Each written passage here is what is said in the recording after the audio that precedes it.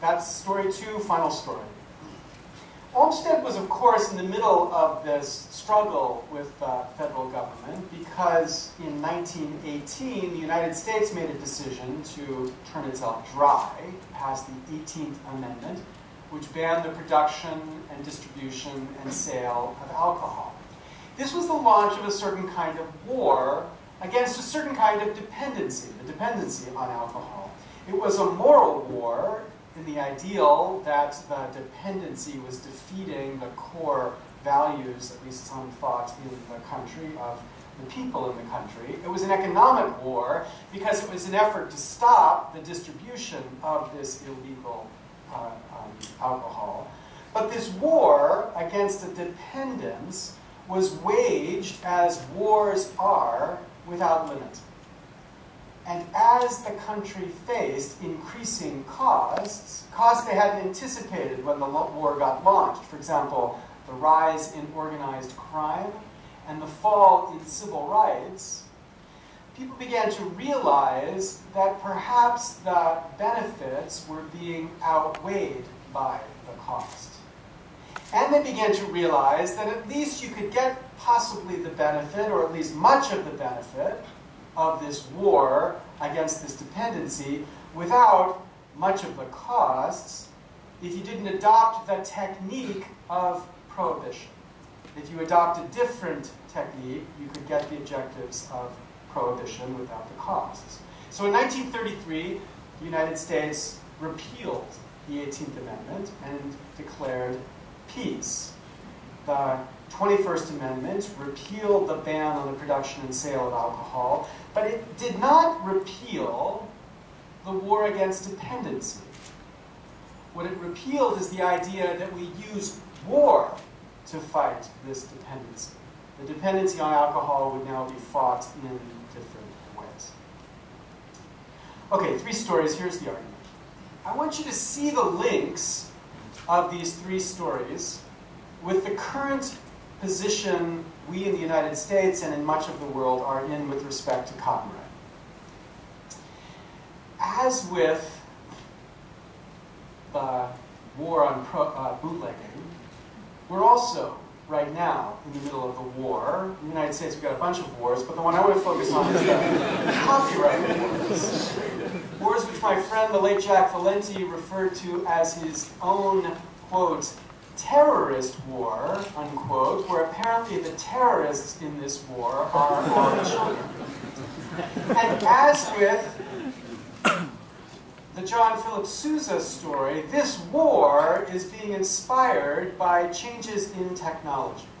Artists and industry are terrified that this new technology will affect a radical change in how culture gets made. And as with the 21st Amendment, many are beginning to ask a question about this war being waged in the name of preserving an old way of making culture. Namely, are the costs of this war greater than the benefits? Or alternatively, could we achieve the benefits of this war, namely securing compensation to artists, without much of the costs? Well, to answer this question, we need to first think about the benefits of copyright. Copyright is, as economists have taught us, a solution to a particular kind of problem, a problem of positive externalities. This is a problem when one produces a good that others can consume without compensating you, there's an insufficient incentive to produce that good. And this solution of copyright, in my view, is an essential solution to an unavoidable problem.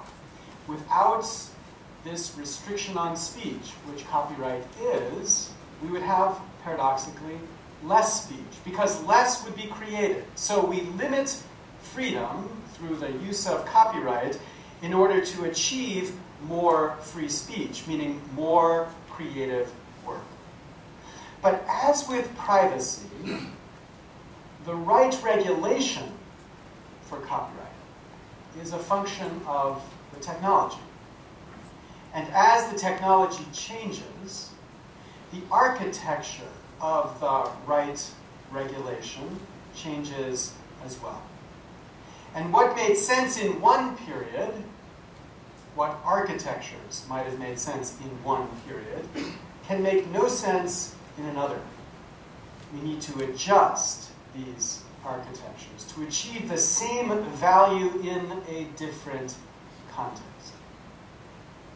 So with copyright, what is the right regulation?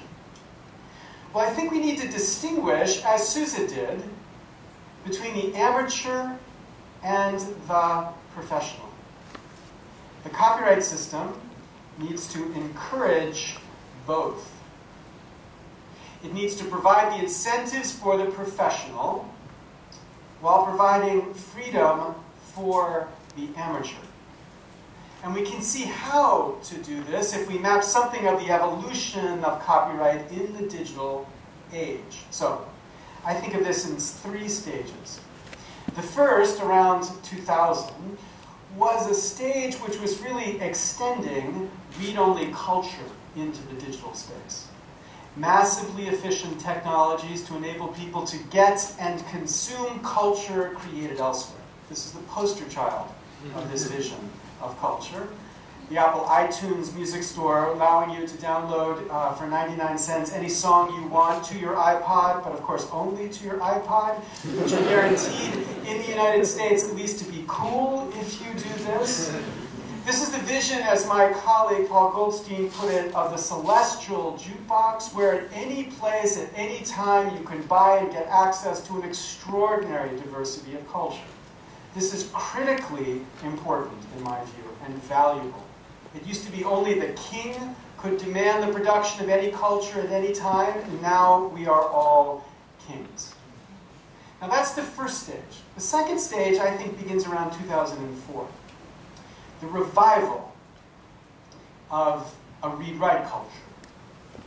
This is the poster child of that, Wikipedia. But I want to focus on a particular vision of this read-write culture, what I call remix.